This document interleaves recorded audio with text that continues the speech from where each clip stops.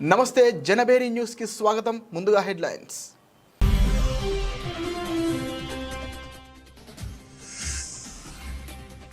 భారత్ దాడి నిజమే, మా స్థావరం ధ్వంసమైంది. పాక్ బండారం బయటపెట్టిన లష్కరే ఉగ్రవాది.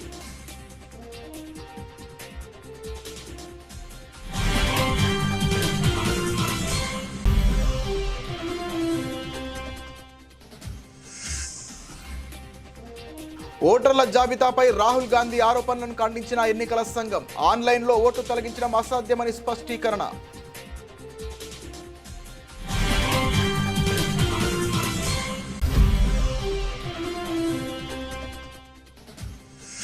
ఆపరేషన్ సింధూర్, పాక్పై అర్ధరాత్రి దాడికి అసలు కారణం చెప్పిన సిడిఎస్ అనిల్ చౌహాన్. సామాన్య ప్రజల ప్రాణ నష్టం నివారించడానికే ఈ నిర్ణయం తీసుకున్నట్టు వెల్లడి.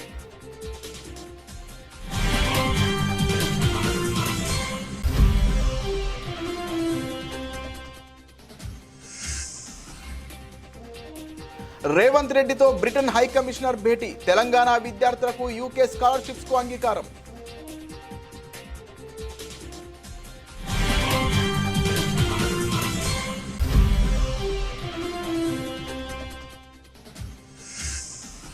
జీఎస్టీ 2.0 సంస్కరణలపై దేశంలోనే తొలి తీర్మానం చేసిన ఏపీ శాసనసభ. సంస్కరణలు దేశానికి గేమ్ చేంజర్ అని అభివర్ణించిన సీఎం చంద్రబాబు.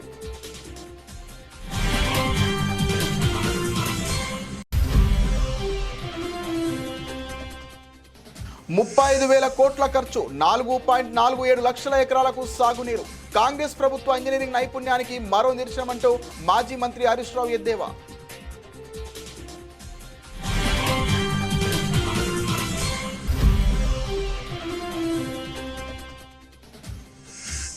వైసీపీ ఎమ్మెల్సీలతో జగన్ సమావేశం. మండలిలో ప్రభుత్వాన్ని నిలదీయాలని దిశానిర్దేశం. ప్రజా సమస్యలపై గలం విప్పాలని సూచన.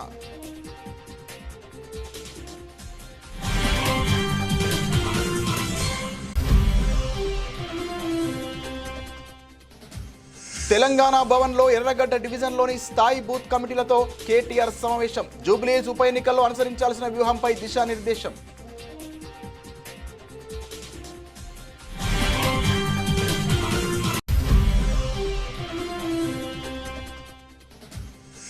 విజయవాడ ఉత్సవ్ పేరుతో స్టాల్స్ నిర్వాహకుల నుంచి లక్షలు దండుకుంటున్నారు. ఆగ్రహం వ్యక్తం చేసిన మాజీ మంత్రులు పేర్ని నాని, వెల్లంపల్లి శ్రీనివాస్.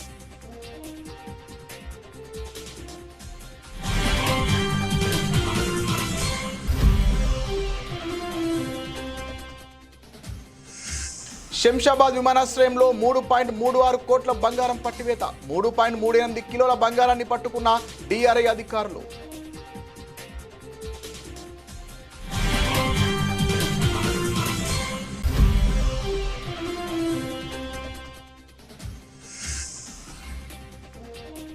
మోహన్ లాల్ వృషభ టీజర్ విడుదల. దీపావళి కానుకగా ప్రేక్షకుల ముందుకు రాబోతున్న చిత్రం.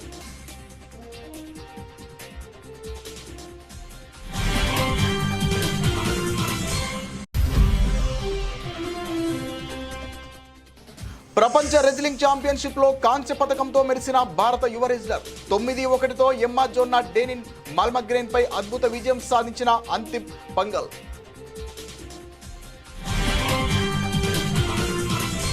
పాకిస్తాన్ కేంద్రంగా పనిచేస్తున్న ఉగ్రవాద సంస్థల గుట్టు ఒక్కొక్కటిగా రట్టవుతోంది. కొన్ని రోజుల క్రితం జైషే మహమ్మద్ జేఈఎం కమాండర్ భారత సైన్యం దాడుల గురించి నిజాలు వెల్లడించగా, తాజాగా లష్కరే తోయిబా ఎల్ఈటీ వంతు వచ్చింది. భారత సైన్యం జరిపిన ఆపరేషన్ సింధూర్ దాడిలో తమ ప్రధాన స్థావరం పూర్తిగా ధ్వంసమైందని లష్కరే కమాండర్ కాసిం స్వయంగా అంగీకరించడం సంచలనం సృష్టిస్తోంది. ఈ ఒప్పుకోలు వీడియో సోషల్ మీడియాలో వైరల్ కావడంతో పాకిస్తాన్ మరోసారి అంతర్జాతీయంగా ఇరకాటంలో పడింది. సోషల్ మీడియాలో విస్తృతంగా ప్రచారమవుతున్న ఒక వీడియోలో లష్కరే కమాండర్ కాసిం పాకిస్తాన్లోని మురిద్కేలో నిర్మాణంలో ఉన్న ఒక ప్రదేశం ముందు నిలబడి మాట్లాడాడు. భారత్ జరిపిన దాడిలో ధ్వంసమైన మర్కజ్ తైబా శిథిలాలపై తాను నిలబడి ఉన్నాను. దీని పునర్నిర్మాణ ప్రక్రియ కొనసాగుతోంది. దేవుడి దయతో ఈ మసీదును మునుపటి కంటే పెద్దదిగా నిర్మిస్తామని పేర్కొన్నారు. ఈ ఏడాది మే 7న జమ్మూ కాశ్మీర్లోని పహల్గామ్లో ఉగ్రవాదులు 26 మంది పౌరులను హతమార్చిన ఘటనకు ప్రతీకారంగా భారత సైన్యం ఆపరేషన్ సింధూర్ పేరిట పాకిస్తాన్ పీఓకే లేని 9 ఉగ్ర స్థావరాలపై ఏకకాలంలో దాడులు జరిపింది. ఇందులో భాగంగానే మురిద్కేలోని లష్కరే ప్రధాన కార్యాలయాన్ని ధ్వంసం చేసింది. అయితే ఆ భవనాన్ని ఉగ్రవాద సంస్థ ఇకపై ఉపయోగించడం లేదని పాకిస్తాన్ బుకాయించే ప్రయత్నం చేసింది. ఓటర్ల జాబితాలో అవకతవకలు జరుగుతున్నాయంటూ కాంగ్రెస్ నేత రాహుల్ గాంధీ చేసిన ఆరోపణలను కేంద్ర ఎన్నికల సంఘం తీవ్రంగా ఖండించింది. ఈ ఆరోపణలు పూర్తిగా నిరాధారమైనవని, అవాస్తవమని స్పష్టం చేసింది. ప్రజలను తప్పుదోవ పట్టించేలా రాహుల్ మాట్లాడుతున్నారని ఈసీ వ్యాఖ్యానించింది. ఈ మేరకు ఎన్నికల సంఘం ఓ ప్రకటన విడుదల చేసింది. ఆన్లైన్ విధానంలో ఓట్లను నేరుగా తొలగించడం సాధ్యం కాదని తేల్చి చెప్పింది. ఓటరు వ్యక్తిగతంగా దరఖాస్తు చేసుకుని క్షేత్రస్థాయి విచారణ పూర్తయ్యాకే జాబితా నుండి పేరును తొలగించడం జరుగుతుందని వివరించింది. ఈ ప్రక్రియ లేకుండా ఓట్లను తొలగించడం కుదరదని స్పష్టం చేసింది. కర్ణాటకలోని అలంద్ నియోజకవర్గంలో ఓట్ల తొలగింపు జరిగిందన్న రాహుల్ ఆరోపణలపై కూడా ఈసీ స్పందించింది. వాస్తవానికి 2023లో ఆ నియోజకవర్గంలో జరిగిన అక్రమాలను గుర్తించి బయటపెట్టిందే తామని గుర్తు చేసింది. ఓట్ల తొలగింపునకు కొందరు ప్రయత్నించిన ఘటనపై తామే స్వయంగా కేసు నమోదు చేయించి ఎఫ్ఐఆర్ దాఖలు చేశామని తెలిపింది.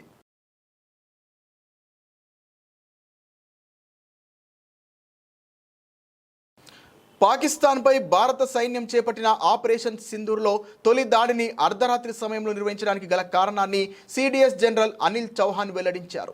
సామాన్య పౌరులకు ఎలాంటి హాని జరగకూడదన్న ఏకైక ఉద్దేశంతోనే ఈ వ్యూహాత్మక నిర్ణయం తీసుకున్నామని ఆయన స్పష్టం చేశారు. జార్ఖండ్లోని రాంచీలో పాఠశాల విద్యార్థులతో ఆయన ముచ్చటించారు. ఈ సందర్భంగా ఆయన మాట్లాడుతూ సామాన్య పౌరుల ప్రాణ నష్టాన్ని నివారించేందుకే మే 7వ తేదీన అర్ధరాత్రి 1 గంటకు తొలిసారి దాడి జరిపామని తెలిపారు. రాత్రి వేళ సుదూర లక్ష్యాలను అత్యంత ఖచ్చితత్వంతో ఛేదించడానికి ప్రత్యేక నైపుణ్యాలు, ప్రయత్నాలు అవసరమవుతాయని ఆయన వివరించారు. ఈ కార్యక్రమంలో విద్యార్థులను ఉద్దేశించి ఆయన ఇంకా మాట్లాడుతూ సైన్యంలో బంధుప్రీతికి ఎంత మాత్రం తావులేదని అన్నారు. దేశానికి సేవ చేయాలన్నా, దేశ విదేశాలు చుట్టి రావాలన్నా మీరు సైన్యంలో చేరాలని విద్యార్థులకు పిలుపునిచ్చారు. ఆపరేషన్ సింధూర్ ఇంకా కొనసాగుతోందని ఆయన తెలియజేశారు.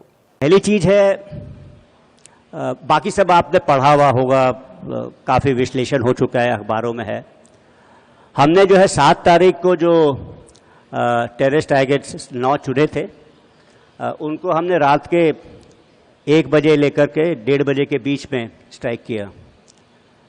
आपको पता है इसके पहले बालाकोट के ऑपरेशन हुए थे, और बालाकोट के ऑपरेशन हम कहते रह गए कि ये हमने मारे हैं, सक्सेसफुल हैं, लेकिन एविडेंस या इस तरह की सैटेलाइट इमेजरी या फोटोग्राफ नहीं थे. लेकिन अब जो हम कर रहे थे, रात के 1:30 बजे क्यों किया हमने? 1 बजे, वो तो सबसे अंधेरा होता है, सबसे मुश्किल होगा सैटेलाइट इमेजरी लेना, उसकी फोटोग्राफ लेना, एविडेंस कलेक्ट करना. फिर भी हमने रात के 1 या 1:30 बजे किया. ऐसा क्यों था? ऐसा 2 कारणों से था. एक तो हमें अपनी क्षमताओं के, अपनी कैपेबिलिटीज़ के ऊपर भरोसा था कि रात में भी करेंगे तो रात में भी उसकी इमेजरी ले सकते हैं. और दूसरा इंपॉर्टेंट चीज़ ये थी कि हम लोग सिविलियन कैजुअलिटीज़ जो है अवॉइड करना चाहते थे. सबसे बेहतर समय होता 5:30-6 बजे का टाइम, जबकि उजाला होना शुरू हो जाता है. बट वो टाइम जो है पहली अजान या पहली नमाज का भी होता है. तो उस टाइम उसी भावलपुर में, मुरीदके में इस तरह का चहल पहल शुरू हो गई होती, तो काफ़ी सारे सिविलियंस मारे जाते. हो सकता है वो टेररिज्म के साथ उनका कनेक्शन हो ना हो, तो हम लोग वो चीज़ अवॉइड करना चाहते थे कम्प्लीटली. इसीलिए जो समय जो है हमने 1 से 1:30 बजे का चुना. 7 तारीख తెలంగాణ విద్యార్థులకు ఉన్నత విద్యను మరింత చేరువ చేసే దిశగా రాష్ట్ర ప్రభుత్వం ఒక ముఖ్యమైన ముందడుగు వేసింది. యూకే ప్రభుత్వం అందించే చెవెనింగ్ స్కాలర్షిప్స్ను రాష్ట్రంలోని ప్రతిభావంతులైన విద్యార్థులకు అందజేయడానికి బ్రిటన్ అంగీకరించింది. ముఖ్యమంత్రి రేవంత్ రెడ్డితో జరిగిన సమావేశంలో భారత బ్రిటిష్ హైకమిషనర్ లిండీ కామెరాన్ ఈ హామీ ఇచ్చారు. గురువారం జూబ్లీహిల్స్లోని ముఖ్యమంత్రి నివాసంలో ఈ సమావేశం జరిగింది. కో ఫండింగ్ ప్రాతిపదికన ఈ స్కాలర్షిప్స్ను అందించడానికి ఆమె సుముఖత వ్యక్తం చేశారు. ఈ సమావేశంలో రాష్ట్రం విద్య, అభివృద్ధి, పెట్టుబడులకు సంబంధించిన పలు కీలక అంశాలపై చర్చించారు. తెలంగాణలో ప్రభుత్వం తీసుకురానున్న నూతన విద్యా విధానం ముసాయిదాను ముఖ్యమంత్రి రేవంత్ రెడ్డి బ్రిటిష్ హై కమిషనర్కు వివరించారు. రాష్ట్రంలోని ప్రభుత్వ ఉపాధ్యాయులు, ప్రొఫెసర్ల నైపుణ్యాలను మెరుగుపరచడానికి ప్రత్యేక శిక్షణ కార్యక్రమాలను ఏర్పాటు చేయాలని ముఖ్యమంత్రి కోరారు. దీనికి లిండీ కామెరాన్ సానుకూలంగా స్పందించారు. అనంతరం రాష్ట్రంలో పెట్టుబడులకు ఉన్న అవకాశాలను ముఖ్యమంత్రి వివరించారు. ముఖ్యంగా ప్రభుత్వం ప్రతిష్టాత్మకంగా చేపడుతున్న మూసీ రివర్ ఫ్రంట్ అభివృద్ధి ప్రాజెక్టులో బ్రిటిష్ కంపెనీలు భాగస్వాములు కావాలని ఆయన ఆహ్వానించారు. ముఖ్యమంత్రి రేవంత్ రెడ్డి చేసిన ప్రతిపాదనలన్నిటికీ బ్రిటిష్ హైకమిషనర్ లిండీ కామెరాన్ సానుకూలంగా స్పందించినట్లు ప్రభుత్వ వర్గాలు తెలిపాయి. ఈ సమావేశంలో తెలంగాణ, బ్రిటన్ మధ్య ద్వైపాక్షిక సంబంధాలు మరింత బలపడతాయని భావిస్తున్నారు. జీఎస్టీ విధానంలో కేంద్ర ప్రభుత్వం ప్రతిపాదించిన నూతన సంస్కరణలను స్వాగతిస్తూ ఆంధ్రప్రదేశ్ శాసనసభ కీలక తీర్మానం చేసింది. జీఎస్టీ 2.0 సంస్కరణలకు మద్దతుగా తీర్మానం చేసిన తొలి రాష్ట్రంగా ఏపీ నిలిచింది. ఈ తీర్మానంపై ముఖ్యమంత్రి చంద్రబాబు మాట్లాడుతూ ఈ సంస్కరణలు దేశ ఆర్థిక వ్యవస్థలో ఒక గేమ్ చేంజర్గా నిలుస్తాయని అభివర్ణించారు. కేంద్రం తీసుకున్న ఈ నిర్ణయం ప్రజలకు దసరా, దీపావళి పండుగలను ముందుగానే తీసుకువచ్చిందని ఆయన హర్షం వ్యక్తం చేశారు. ఈ సందర్భంగా చంద్రబాబు మాట్లాడుతూ గతంలో దేశంలో పన్నుల వ్యవస్థ అత్యంత సంక్లిష్టంగా ఉండేదని గుర్తు చేశారు. సిఎస్టీ, వ్యాట్ వంటి 17 రకాల పన్నులు, 13 రకాల సెస్లు, సర్ఛార్జీలతో ప్రజలు, వ్యాపారులు తీవ్ర ఇబ్బందులు పడేవారని అన్నారు. ఒక దేశం ఒకే పన్ను అనే నినాదంతో ప్రధాని మోదీ తెచ్చిన జీఎస్టీ ఇప్పుడు 2 స్లాబ్లతో మరింత సరళతరంగా మారిందని ప్రశంసించారు. మొట్టమొదటిసారిగా 2000 వాజ్పేయి గారు ప్రధానమంత్రిగా ఉన్నప్పుడు జీఎస్టీ తీసుకురావాలని ఆలోచన చేశారు. ఆ తర్వాత వచ్చిన గవర్నమెంట్ ఏం పట్టించుకోకపోతే మొట్టమొదటిసారిగా నరేంద్ర మోడీ గారు ప్రధానమంత్రి అయిన తర్వాత ఇప్పటికి కూడా జ్ఞాపకం, ఆ రోజు అరుణ్ జైట్లీ గారు ఫైనాన్స్ మినిస్టర్, ఆయన అందరితో మాట్లాడి అవసరమైతే మీకు నష్టం వస్తే నష్టం కూడా మేము భర్తీ చేస్తామని చెప్పి కన్విన్స్ చేసి మొట్టమొదటిసారిగా జీఎస్టీ తీసుకొచ్చారు. ఆ జీఎస్టీ వచ్చిన తర్వాత దిశ ఒక గేమ్ చేంజర్గా తయారైంది. అవన్నీ నేను చూపిస్తాను. ఈరోజు నెక్స్ట్ రిఫార్మ్ జీఎస్టీ 2వ రిఫార్మ్ తీసుకొచ్చారు. ఇది మీరు ఒకసారి చూస్తే నాకు ఏమాత్రం అనుమానం లేదు. నేను ఎప్పుడు కూడా దేశ రిఫార్మ్ అంటే నేను ముందుంటాను. అది నా జీవితంలో ఇప్పుడే కాదు, మొట్టమొదటి ఒక ఆర్థిక సంస్కరణలన్నా, ట్యాక్స్ రిఫార్మ్స్ అన్నా, టెక్నాలజీ రిఫార్మ్స్ అన్నా నేను ముందుంటాను. చాలాసార్లు ఒక విషయం చెప్పాను, మనందరం గుర్తుపెట్టుకోవాల్సింది, అభివృద్ధి జరిగితే సంపద సృష్టించబడుతుంది. సంపద సృష్టిస్తే ప్రభుత్వానికి ఆదాయం వస్తుంది. ఆదాయం వస్తే ఆ ఆదాయంతో సంక్షేమం మళ్ళీ అభివృద్ధి చేయడానికి అవకాశాలు వస్తాయి. మొన్న ఢిల్లీ మీటింగ్లో కూడా నేను చాలా స్పష్టంగా చెప్పాను, ఎవరైతే సంపద సృష్టించలేరో వాళ్లకు సంక్షేమం ఇచ్చే అధికారం కూడా లేదు. అప్పులు చేసి సంక్షేమ కార్యక్రమాలు ఇస్తే అది. కాంగ్రెస్ ప్రభుత్వం భారీ వ్యయంతో నిర్మించి తలపెట్టిన ప్రాణహిత చేవళ్ల ప్రాజెక్టుపై బీఆర్ఎస్ ఎమ్మెల్యే హరీష్ రావు విమర్శలు గుప్పించారు. మేడిగడ్డ నుంచి మల్లన్న సాగర్ ప్రాజెక్టు మొత్తం ఖర్చు 84,000 కోట్లు అయితే కేవలం తమ్మిడిహెట్టి నుంచి ఎల్లంపల్లి వరకు చేపట్టే ప్రాణహిత చేవెళ్లకు 35,000 కోట్లు వెచ్చిస్తున్నారని చెప్పారు. 35,000 కోట్లు ఖర్చు చేసి కేవలం 4.47 లక్షల ఎకరాలకు సాగునీరు ఇవ్వాలనే ఆలోచన అద్భుతం, అమోఘమని ఎద్దేవా చేశారు. కాంగ్రెస్ ప్రభుత్వ ఇంజనీరింగ్ నైపుణ్యానికి ఇది మరో నిదర్శనమని ధ్వజమెత్తారు.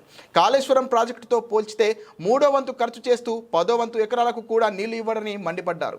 మేడిగడ్డ టు మల్లన్న సాగర్ మొత్తం ప్రాజెక్టు ఖర్చు 84,000 కోట్లయితే జస్ట్ తమ్మిడిహెట్టి టు ఎల్లంపల్లికి 35,000 కోట్లు. కాళేశ్వరం పథకంతో 37 లక్షల ఎకరాల ఆయకట్టుకు నీళ్లు ఇవ్వాలనేది లక్ష్యమైతే ప్రాణహిత చేవళ్ల ప్రాజెక్టుతో కేవలం 4.47 లక్షల ఎకరాలకే సాగునీరు. కాళేశ్వరంలో నీటి వినియోగం 240 టీఎంసీలు అయితే ప్రాణహిత చేవెళ్లలో 80 టీఎంసీలు మాత్రమే. కాళేశ్వరం ప్రాజెక్టుతో పోల్చితే 3వ వంతు ఖర్చు చేస్తూ 10వ వంతు ఎకరకు కూడా నీళ్లు ఇవ్వరు. 35,000 కోట్లు ఖర్చు చేసి కేవలం 4.47 లక్షల ఎకరాలకు సాగునీరు ఇవ్వాలనే ఆలోచన అద్భుతం, అమోఘం. కాంగ్రెస్ ప్రభుత్వ ఇంజనీరింగ్ నైపుణ్యానికి ఇది మరో నిదర్శనం. ఇది కదా అసలైన మార్పు అంటే అంటూ మాజీ హరీష్ రావు విమర్శలు గుప్పించారు.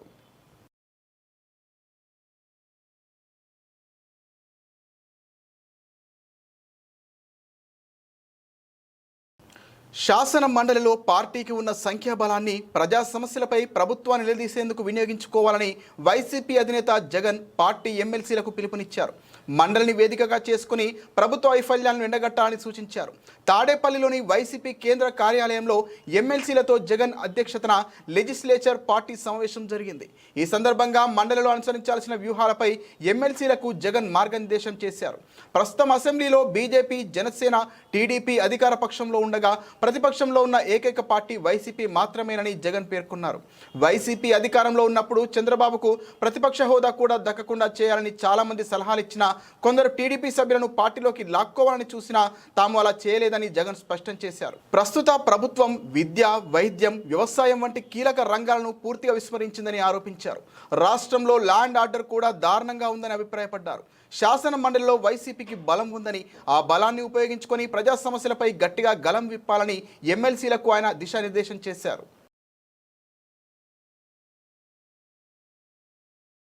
జూబ్లీహిల్స్ అసెంబ్లీ స్థానాన్ని వరుసగా మరోసారి కైవసం చేసుకోవాలని బీఆర్ఎస్ అగ్రనాయకత్వం భావిస్తోంది. అందుకోసం ఆ పార్టీ అగ్రనేతలు వ్యూహాత్మకంగా అడుగులు వేస్తున్నారు. ఆ క్రమంలో ఆ పార్టీ కార్యనిర్వాహక అధ్యక్షుడు కేటీఆర్ నియోజకవర్గంలోని డివిజన్ స్థాయి నేతలతో వరుసగా భేటీలు నిర్వహిస్తున్నారు. అందులో భాగంగా శుక్రవారం తెలంగాణ భవన్లో ఎర్రగడ్డ డివిజన్ స్థాయి బూత్ కమిటీలతో ఆయన సమావేశం అయ్యారు. ఈ ఉప ఎన్నికల్లో అనుసరించాల్సిన వ్యూహంపై వారికి కేటీఆర్ దిశానిర్దేశం చేశారు. ఇప్పటికే వెంగళరావు నగర్, రహమత్ నగర్లోని పార్టీ కేడర్లతో కేటీఆర్ సమావేశమైన విషయం విదితమే. అలాగే సదరు నియోజకవర్గంలోని డివిజన్లకు ఇన్ఛార్జీలను ఇప్పటికే బీఆర్ఎస్ అగ్రనాయకత్వం నియమించిన విషయం తెలిసిందే. పేదవాళ్ళంటే సోయి లేకుండా వ్యవహారం చేస్తున్న ప్రభుత్వానికి ఖచ్చితంగా బుద్ధి చెప్పాలి. నేనేదో ఓట్ల కోసం మాట్లాడతలేదు. నేను ఒక మాట మాత్రం ఖచ్చితంగా మీకు చెప్తున్నా, యాద పెట్టుకోండి. ఈ హైడ్రాకు ఈ ప్రభుత్వానికి నీతి ఉంటే పెద్దవాడు పేదవాళ్ళు అనే తేడా లేకుండా పనిచేస్తామనే ఆలోచన కింద ఉంటే మరి ఒకటే తిరిగి పనిచేయాలి. అదే ముఖ్యమంత్రి గారి అన్ననేమో చెరువులో ఇల్లు కడితే ఆడికి హైడ్రా పోదు, బుల్డోజర్ పోదు. మంత్రులు చెరువులలో తాలాబుల ఇల్లు కడితే ఆడికి పోదు. మేము సాక్ష్యాలతో సహా ఇచ్చినాం, పేపర్లో పెట్టినాం, టీవీలో పెట్టినాం, బయట పెట్టినాం. ఇగో పట్నం మహేందర్ రెడ్డి ఇల్లు చూడు, పొంగులేటి శ్రీనివాస్ రెడ్డి ఇల్లు నీళ్ళల్లో ఉంది, డాక్టర్ వివేక్ మీ దగ్గరనే తిరుగుతున్నాడు మంత్రి, ఆ ఇల్లు నీళ్ళలోనే ఉంది, కేవీపీ రామచంద్రరావు ఇల్లు FTL ఉంది. వాళ్ళకి ఉలగొట్టి ఇక్కడికి రా నువ్వు అంటే మాట లేదు. ముఖ్యమంత్రి సొంత ఇల్లు కొడంగల్ల, రేవంత్ రెడ్డి సొంత ఇల్లు కొడంగల్ల రెడ్డి కుంటలు ఉన్నది. రెడ్డి కుంట అంటే ఏంది? కుంట అంటే చెరువే కదా. చెర్లనే ఇల్లు కట్టిండి నేను కొడంగల్ల. ఇక్కడికి వచ్చేమో పెద్ద పెద్ద మాటలు చెప్తాడు. వాళ్ళ అన్న దుర్గం చెరువులో కట్టిండి ఇక్కడ ఇల్లు, తాలాబులు ఉంది అది కూడా. ఆ ఇల్లుకు ముట్టరు, హైడ్రా పోదు. కానీ ఈజీగా దొరికేటోళ్ళు ఎవరు? గరీబోళ్ళు. అడిగేటోడు లేడు, మిమ్మల్ని కాపాడేటోడు లేడు అన్నట్టు, మీకు ఆవాజ్ లేదన్నట్టు కొట్టేస్తాం. తోడు దెంగే కోన్ దేకితే క్యాకరితే క్యాకరలేదు అన్నట్టుగా ఈరోజు వ్యవహారం ఉన్నది. దయచేసి నేను మిమ్మల్ని కోరుతున్నా, ఇవాళ ప్రభుత్వం కాంగ్రెస్ పార్టీ వాడు ఏమంటుండంటే మాకు ఓటేసి నీ ఏళ్ళతో నీ కంటినే పొడిపించే కుట్ర చేస్తున్నాడు. మీరిగిన ఓటేస్తే కాంగ్రెస్ పార్టీకి పొరపాటున వాళ్ళు బెదిరిస్తేనో భయపడితేనో ఇది బంద్ అవుతుంది అది బంద్ అవుతుంది అని బెదిరితే మీ ఏళ్ళతో మీ కన్నే ఒడుచుకున్నట్టు అవుతుంది. మీ ఇల్లు కూలగొట్టుమని హైడ్రాకు మీరే లైసెన్స్ ఇచ్చినట్టు అవుతుంది. యాది పెట్టుకోండి ఈ మాట.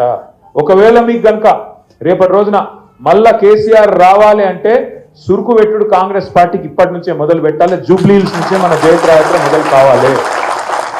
జూబ్లీహిల్స్ నుంచే మన జయత్రయాత్ర మొదలు కావాలి. లేకపోతే ఈ కాంగ్రెస్ పార్టీ మామూలు పార్టీ కాదు. విజయవాడ కనకదుర్గమ్మ నవరాత్రి ఉత్సవాల విశిష్టతకు భంగం కలిగించేలా అధికార తెలుగుదేశం నేతలు వ్యవహరిస్తున్నారని వైఎస్ఆర్సీపీ నేతలు మండిపడ్డారు. విజయవాడలో ఏర్పాటు చేసిన మీడియా సమావేశంలో మాజీ మంత్రులు పేర్ని వెంకటరామయ్య అలియాస్ నాని, వెల్లంపల్లి శ్రీనివాస్, ఎన్టీఆర్ జిల్లా పార్టీ అధ్యక్షులు దేవినేని అవినాష్, మాజీ ఎమ్మెల్యే మల్లాది విష్ణులు మాట్లాడుతూ నవరాత్రి అమ్మవారి ఉత్సవాల ఆధ్యాత్మిక వాతావరణాన్ని కలుషితం చేసేలా తెలుగుదేశం ఎంపీ కేశినేని చిన్ని ఆధ్వర్యంలో విజయవాడ ఉత్సవ పేరుతో కమర్షియల్ కార్యక్రమాలను పెద్ద ఎత్తున ఏర్పాటు చేయాలనుకునే ఆలోచనలను తక్షణం విరమించుకోవాలని డిమాండ్ చేశారు. గొడుగుపేట వెంకటేశ్వర స్వామి ఆలయ భూముల్లో భారీగా ఏర్పాటు చేస్తున్న ఈ ఉత్సవ ముసుగులో టీడీపీ నేతలు తమ దోపిడీకి రంగం సిద్ధం చేసుకున్నారని ఆగ్రహం వ్యక్తం చేశారు. దసరా పేరు చెబితే గుర్తుకు వచ్చే అమ్మవారి ఉత్సవాలకు పోటీగా అన్ని హంగులతో వినోదం, ఆహ్లాదం అంటూ ఏర్పాటు చేస్తున్న ఈ ఉత్సవం వెనుక కోట్లాది రూపాయల అవినీతి దాగి ఉందని ధ్వజమెత్తారు. మీరు ఈ విజయవాడ నగరాన్ని అభివృద్ధి చేయకపోయినా పర్లేదు, కానీ ఈ విజయవాడ నగర ఖ్యాతిని తగ్గించే విధంగా మీరు పనిచేస్తున్నారు. మొన్న మా కాన్స్టిట్యున్సీలో నాకు తెలిసి ఆ 7 ఎమ్మెల్యేను ఒక ఎమ్మెల్యే మాట్లాడాడు, పశ్చిమ నియోజకవర్గంలో చందాలు ఉత్సవాలు పేరుతో డబ్బులు వసూలు చేస్తే మర్యాదగా ఉండదని చెప్పని. నాకు తెలిసి ఇవన్నీ కూడా మరి కేసీఆర్ చిన్నిగా సమాధానం చెప్పాలి దీనికి. వాళ్ళ సభ్యుల్లో 7 సభ్యులు ఒక సభ్యుడే ఆయన కూడా పశ్చిమ నియోజకవర్గం సంబంధించి వసూలు చేయొద్దని. ఎందుకంటే అంత దారుణంగా వ్యాపారస్తుల్ని వేధించుకుంటూ ఉత్సవాల పేరుతో ఒక పక్కేమో వినాయక చవితి ఉత్సవాలని చెప్పని లక్షల వసూలు చేయడం, వనభోజనాలు చెప్పి డబ్బులు వసూలు చేయడం, వీళ్ళకి బినామీలుగా కేసీఆర్ చిన్నికి బినామీలుగా కొంతమంది తెలుగుదేశం నాయకులు పెట్టుకుని చోటా నాయకులు పెట్టుకుని ప్రతి షాప్ కెళ్లి డబ్బులు వసూలు చేస్తున్నారు. మీరు రియల్ ఎస్టేట్ వ్యాపారం లాగా 10x10 సైజ్ ఇస్తే కనుక 3,50,000 అని చెప్పని ఏంటండి రేట్లు ఏంటండి? మీరు 40 ఎకరాలకి 45 లక్షలు ఇచ్చేసి మేము బాగా ఇచ్చేసామని చెప్పుకున్నారు కదా. 10x10 సైజ్ వచ్చి 3.5 లక్షలు అంటండి 56 రోజులకి. ఎన్ని కోట్లు సంపాదిస్తున్నారు ఈ డబ్బులతో? ఎన్ని కోట్లు? ఒక్కొక్క స్టాల్ కి 3 లక్షల రూపాయలు అంటే 10x10 సైజ్ అయితే కనుక వీళ్ళు చేసేది వ్యాపారం. అమ్మో ఇప్పటిదాకా మన అమ్మవారి నవరాత్రులు జరుగుతున్నటువంటి తరుణంలో దానికి ప్రత్యామ్నాయంగా మీరు విజయవాడ ఉత్సవం అని పెట్టకూడదు. అసలు మీరు అమ్మవారి ఉత్సవాల నిర్వహణకేమో మీరు శ్రద్ధ తీసుకోరు, బాధ్యత తీసుకోరు.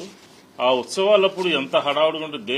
రాష్ట్ర వ్యాప్తంగా ఉమ్మడి రాష్ట్రంలో కానీ పక్క రాష్ట్రాల నుంచి కానీ పోలీస్ కానీ రెవెన్యూ కానీ మున్సిపల్ కానీ హెల్త్ కానీ అన్ని ప్రభుత్వ శాఖలు కూడా ఆ ఉత్సవాలని విజయవంతం చేయాలి అని చెప్పనే ఒక ఆలోచనలో ఉంటే ఒక ప్యారలల్ గా విజయవాడ ఉత్సవం అని చెప్పి ఆ విజయవాడ చరిత్ర అసలు మీకు తెలుసా? విజయవాడ చరిత్ర తెలియకుండా మీ ఇష్టానుసారంగా 100 మంది దగ్గర 10 లక్షల చొప్పున మీరు వసూలు చేశారనంటే వైబ్రెంట్ విజయవాడ అని చెప్పని అసలు రాష్ట్రంలో పరిస్థితి ఏంటి? వ్యాపారస్తులు ఏ విధంగా ఉన్నారు? వ్యాపారాలు లేక అల్లాడిపోతున్నటువంటి తరుణంలో ఆర్థిక మాంద్యం ఏర్పడి గగ్గోలు పెడుతున్నటువంటి తరుణంలో విజయవాడ నగరంలో ఈ చందాలు వసూలు చేసేటటువంటి కార్యక్రమం ఏంటి? శివనాథ్ అలియాస్ చిన్ని గారు ఆయన ఎంత అత్యుత్తమం అంటే ప్రజాసేవ పట్టదు, బెజవాడ పార్లమెంట్ ప్రజలు పట్టరు.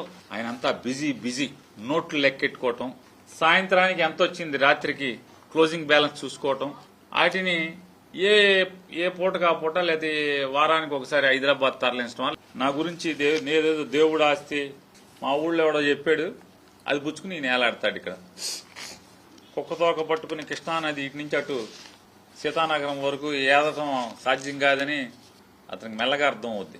135 మంది 2 లక్షల చొప్పున ఆక్షన్ జరిగితే దాంట్లో నేనెట్టా కొట్టేశానో మరి మీరు ఈ కృష్ణానది ఈ ఒడ్డు నుంచి ఆ ఒడ్డుకి లేదా ఇక్కడి నుంచి అక్కడికి ఈద్దాం అనుకున్నటువంటి ఆ సమాచారం ఇచ్చిన గోదావరి మీరు పట్టుకున్న ఆ తోక ఎవరిదో వాళ్ళు చెప్పాలి, అది పుచ్చుకుని బయలుదేరిన మీరు చెప్పాలి.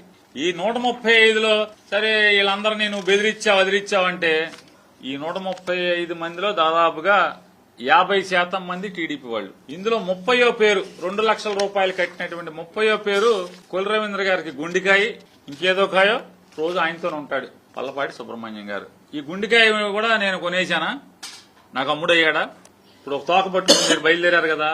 ఏదైతే గొల్లపూడిలోని వెంకటేశ్వర స్వామికి సంబంధించిన స్థలంలో నాకు అసలు సంబంధమే లేదు, నేను అసలు కబ్జానే చేయాలనుకోలేదు, నేను కేవలం సభ్యుని మాత్రమే అని చెప్పని నిన్న ఆయన మాట్లాడటం జరిగింది. కానీ ఏదైతే సొసైటీ ఫర్ వైబ్రెంట్ విజయవాడ పేరుతో మీరు రిజిస్ట్రేషన్ చేయించారు, దాంట్లో నువ్వు ప్రెసిడెంట్వా మెంబర్వా?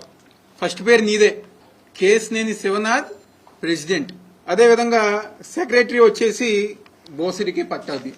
తర్వాత ఎవరైతే రియల్ ఎస్టేట్ చంద్రబాబు గారు రాగానే నా ఆస్తి 100 కోట్లు అయిపోయిందని చెప్పారు కదా ఒక ఆయన, ఎస్ఎల్వి రాజు ఆయన, తర్వాత ప్రవీణ్ కుమార్ జైను, రాధిక, శ్రీనివాస్ నందమూరి, బాయన వెంకట్రావు అని చెప్పని కొంతమందితో ఫామ్ చేసి నువ్వు ప్రెసిడెంట్ గా ఉండి ఆ స్థలాన్ని కానివ్వండి లేకపోతే ఉత్సవాల పేరుతో డబ్బులు దోచుకోవాలని చెప్పని మీరు ప్లాన్ చేయలేదా? మీకు ఆ స్థలం కబ్జా చేయాలని చెప్పిన ఆలోచన కనుక లేకపోతే అసలు ముందే మట్టి ఎందుకు తోలేరు? మీకు ఆ తోలిన మట్టి ఎవరిచ్చారు, ఎక్కడి నుంచి వచ్చారు? రైతులతో దొంగ ఫోర్జరీ సంతకం పెట్టించామని చెప్పండి. ఎవరు పెట్టించారు? ఈరోజు మీరు చేసే కబ్జాలు చూడలేక, మీరు చేసే పనులు చూడలేక ఎవరైతే ఆర్ఎస్ఎస్ హైదరాబాద్లోని శంషాబాద్ విమానాశ్రయంలో భారీగా బంగారం పట్టుబడింది. Directorate of revenue intelligence DRI అధికారులు విమానాశ్రయంలో 3.38 కిలోల బంగారాన్ని స్వాధీనం చేసుకున్నారు. ఐరన్ బాక్స్ లో బంగారాన్ని దాచి తరలిస్తున్న 3 ప్రయాణికులను అదుపులోకి తీసుకున్నారు. స్వాధీనం చేసుకున్న బంగారం విలువ సుమారు 3.36 కోట్లు ఉంటుందని అధికారులు అంచనా వేస్తున్నారు. ఈ బంగారాన్ని దుబాయ్ నుంచి తీసుకొచ్చినట్లు అనుమానిస్తున్నారు. బంగారం తరలింపుకు సంబంధించి సరైన ధృవపత్రాలు లేవని అధికారులు స్పష్టం చేశారు.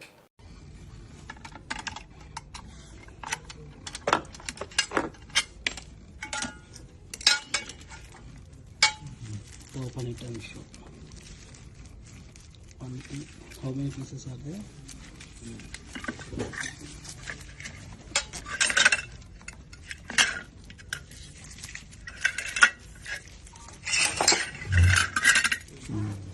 There are 1, 2, 3, 6, 7, 8, 9, 10, 12. Malayalam super star Mohan Lal ప్రధాన పాత్రలో నటిస్తున్న భారీ బడ్జెట్ పాన్ ఇండియా చిత్రం వృషభ.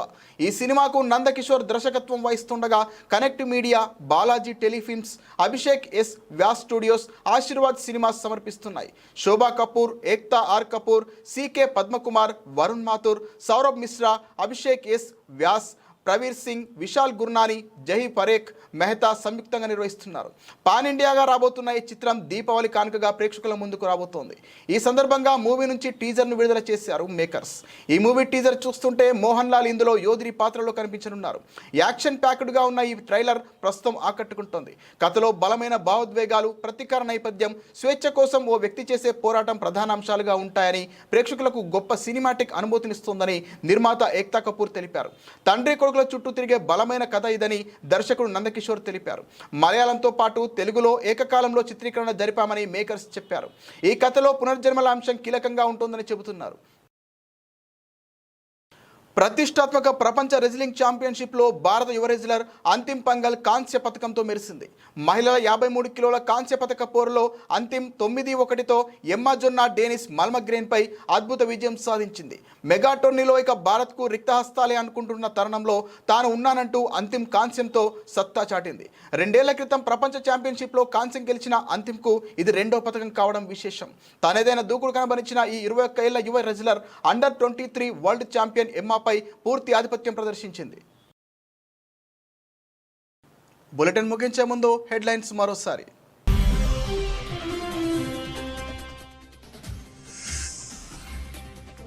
భారత్ దాడి నిజమే, మా స్థావరం ధ్వంసమైంది. పాక్ బండారం బయటపెట్టిన లష్కరే ఉగ్రవాది.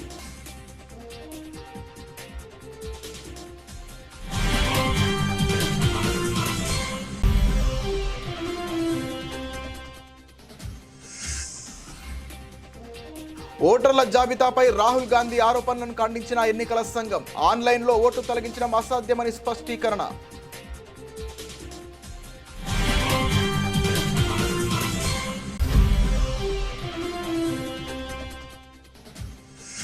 ఆపరేషన్ సింధూర్, పాక్పై అర్ధరాత్రి దాడికి అసలు కారణం చెప్పిన సిడిఎస్ అనిల్ చౌహాన్. సామాన్య ప్రజల ప్రాణ నష్టం నివారించడానికే ఈ నిర్ణయం తీసుకున్నట్టు వెల్లడి.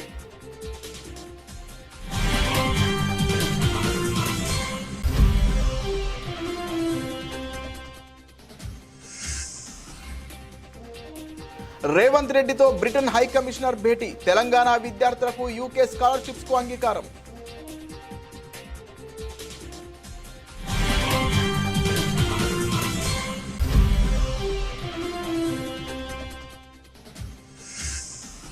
జీఎస్టీ 2.0 సంస్కరణలపై దేశంలోనే తొలి తీర్మానం చేసిన ఏపీ శాసనసభ. సంస్కరణలు దేశానికి గేమ్ చేంజర్ అని అభివర్ణించిన సీఎం చంద్రబాబు.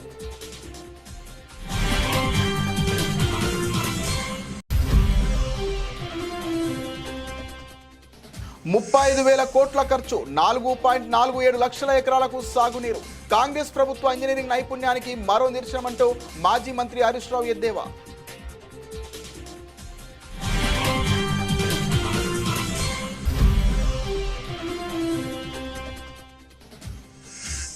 వైసీపీ ఎమ్మెల్సీలతో జగన్ సమావేశం. మండలిలో ప్రభుత్వాన్ని నిలదీయాలని దిశానిర్దేశం. ప్రజా సమస్యలపై గలం విప్పాలని సూచన.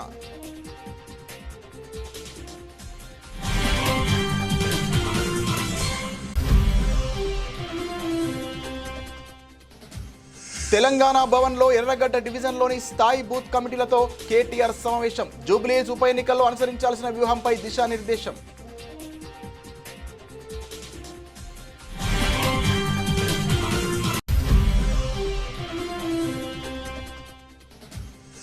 విజయవాడ ఉత్సవ పేరుతో స్టాల్స్ నిర్వాహకుల నుంచి లక్షలు దండుకుంటున్నారు. ఆగ్రహం వ్యక్తం చేసిన మాజీ మంత్రులు పేర్ని నాని, వెల్లంపల్లి శ్రీనివాస్.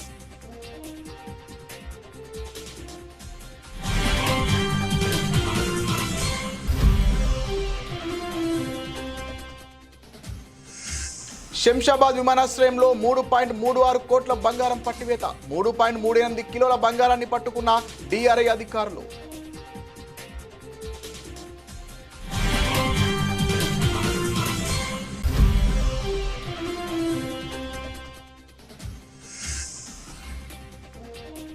మోహన్ లాల్ వృషభ టీజర్ విడుదల. దీపావళి కానుకగా ప్రేక్షకుల ముందుకు రాబోతున్న చిత్రం.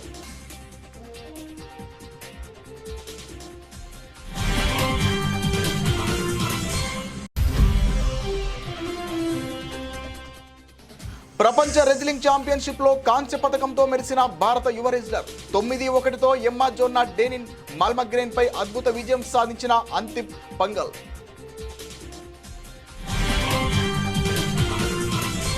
ఇది ఇవాల్టి బులెటిన్. మరిన్ని వార్తల సమాహారంతో మళ్ళీ కలుద్దాం. నమస్తే.